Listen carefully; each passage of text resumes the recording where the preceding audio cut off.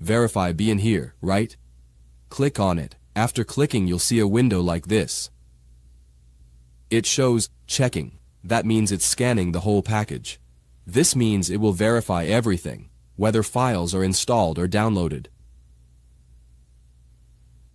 Once verification finishes, you'll see a check mark. That means all files passed. If yours doesn't show a check, something's wrong. The files are corrupted.